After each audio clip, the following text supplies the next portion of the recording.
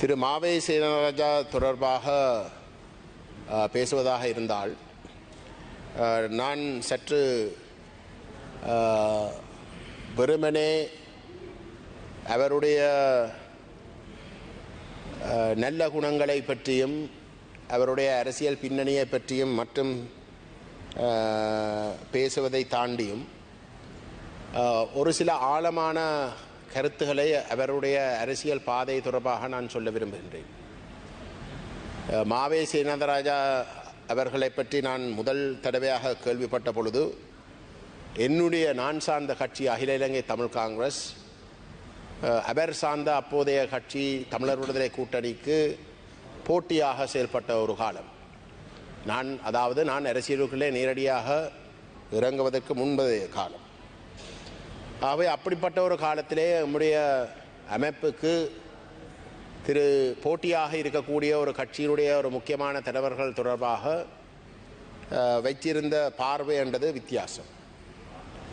ஆனால் நாங்கள் ஒன்றாக பயணிப்போம், கொள்கை அளவிலே இணைந்து பயணிப்போம் என்று முடிவெடுத்ததுக்கு பிறகு நாங்கள் 2001ஆம் ஆண்டு தமிழ் தேசிய கூட்டமைப்பு ஸ்தாபிக்கப்பட்டதுக்கு பிறகுதான் முதற் தடவையாக திரு மாவை சேனராஜாவுடன் மிகவும் நெருங்கி பழகிறதுக்கான வாய்ப்பு எனக்கு கிடைத்தது. அந்த சந்தர்ப்பம் என்னுடைய அரசியல் அனுபவத்திலே ஒரு ஆழமான ஒரு இடத்தை பெற்றிருக்கின்றது. காரணம், நாங்கள் ஒன்றாக பயணித்த காலகட்டத்திலே திரு மாவை சேனராஜா எவ்வகையானவர் என்று நான் கணக்கு போடுவதாக இருந்தால், அவர் ஒரு கொள்கை பற்றாளராக அவர் தன்னை அடையாளப்படுத்தினவர். அவருடைய பின்னணி, அவருடைய அரசியல் வரலாறு அனைத்துமே ஒரு விடுதலை அரசியலை விரும்பின, அந்த விடுதலை அரசியலுக்காக தன்னுடைய முழு சீவியத்தையுமே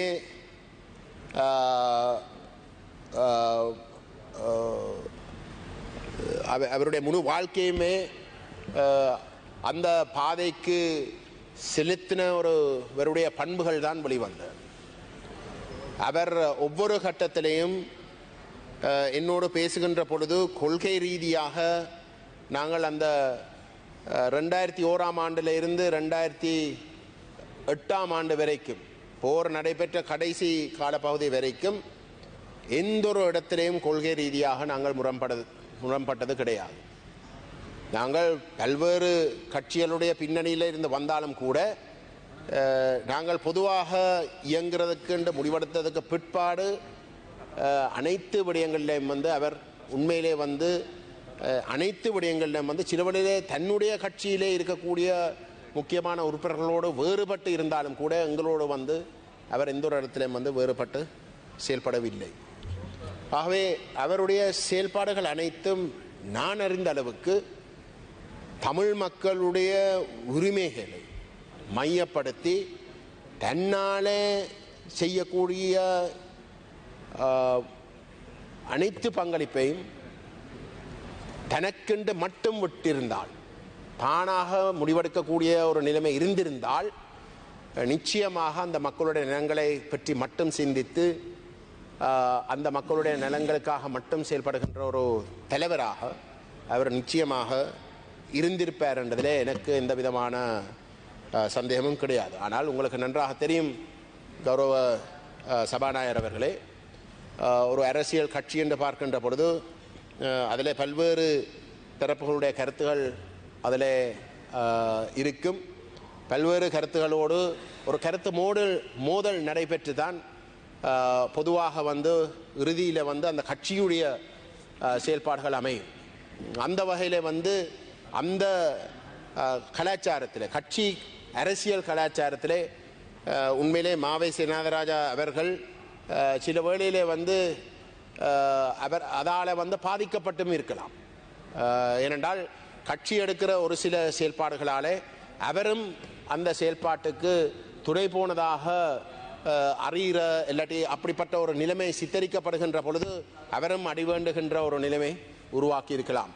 ஆனால் எனக்கு தெரிஞ்ச அளவுக்கு அவர் தமிழ் தேசிய நிலப்பாட்டில் உறுதியாக இருந்தவர். தமிழ் தேசிய விடுதலைக்கு மிகவும் நேசித்து அதுக்கு விசுவாசமாக இருக்கணும் என்று விரும்பி பயணித்தவர். நான் அவரோடு மிகவும் நெருங்கி பழகின காலப்பகுதியிலே அவர் அதுக்கு எந்த விதத்திலேயும் மாறாக பட்டதாக நான் எந்த ஒரு இடத்திலையும் வந்து கூற முடியாது. அவ்வகையான ஒரு நல்ல மனிதரை இந்த தமிழ் தேசம் இழந்திருப்பது ஒரு மிகப்பெரிய ஒரு இழப்பு. அவருடைய கட்சி அவர் தலைமை வகித்த கட்சி அவருடைய இழப்பை என்னை பொறுத்தவரையில் எந்த ஒரு இடத்திலையும் வந்து ஈடு செய்ய முடியாமல் இருக்கும். ஏனென்றால் அந்தளவு தூரத்துக்கு அவர் ஒரு மிகவும் சிறந்த ஒரு அரசியல் கலாச்சாரத்தை அந்த கட்சிக்குள்ளே கொண்டு வந்தவர். அது மட்டுமல்லாமல் இந்த நாட்டை பற்றி பேசுகின்ற பொழுது அவர் ஒரு தமிழ் தேசியவாதியாக இருந்தாலும், தமிழ் தேசத்துடைய உரிமைக்காக அவர் இருந்திருந்தாலும் கூட அவர் இந்த நாட்டுக்கு எதிரானவராக எந்த ஒரு இடத்திலையும் செயல்படவில்லை. தன்னுடைய மக்களுடைய உரிமைக்காக எந்த ஒரு இடத்திலையும் வந்து அவர் தயங்காமல் குரல் கொடுக்கிறதுக்கு தயாராக இருந்தவர். அவருடைய இளம் காலத்திலே வந்து அவர் தன்னுடைய உயிருக்கு ஆபத்து வரக்கூடிய வகையிலும் கூட இந்த மக்களுக்காக வந்து ஒவ்வொரு கட்டத்திலேயும் வந்து தலையிட்டபடியினால் அவர் பாரிய பாதிப்புகளை ஏற்படுத்த அவருக்கு. ஆனால் அவ்வகையான ஒருவர் இந்த நாட்டை வெறுக்கவில்லை. இந்த நாட்டால் வந்து அவர் கணிசமாக பாதிக்கப்பட்டிருந்தாலும் கூட நாட்டை வெறுக்காமல், இந்த மக்களை வெறுக்காமல், ஏதோ ஒரு வகையில் தமிழ் மக்களும் இந்த நாட்டுக்குள்ள உரித்த இடத்தை பிடிக்கணும் என்ற அடிப்படையில் போராடின ஒருவர். அவ்வகையான கலாச்சாரம் இந்த நாட்டுக்கு அவசியம். உண்மையிலே அந்த வகையான அனைவருக்கும் சேர்ந்த ஒரு நாடு. ஆனால் அனைவருக்கும் இந்த நாட்டில் இடம் இருந்தே ஆக வேண்டும் என்று மிகவும் இறுக்கமாக ஒரு நம்பிக்கையோடு செயல்படுகின்ற இடத்திலே தான் இந்த நாட்டு உண்மையிலே வந்து ஐக்கியப்படும். அதுக்காக வந்து எல்லாரும் ஒரே சிந்தனையில் இருக்கணும் என்று இல்லை.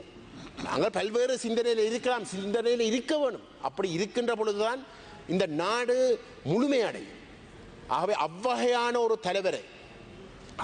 ஒரு தலைவரை இந்த நாடு இழந்தது உண்மையிலே இந்த நாட்டுக்கும் ஒரு பேரிழப்பு என்பதை நான் சுட்டிக்காட்டி, அவருடைய குடும்பத்துக்கும் அவருடைய கட்சிக்கும் அவருடைய ஆதரவாளர்களுக்கும் நான் என்னுடைய தனிப்பட்ட என்னுடைய அனுதாபங்களை நான் தெரிவிக்க விரும்புகின்றேன்.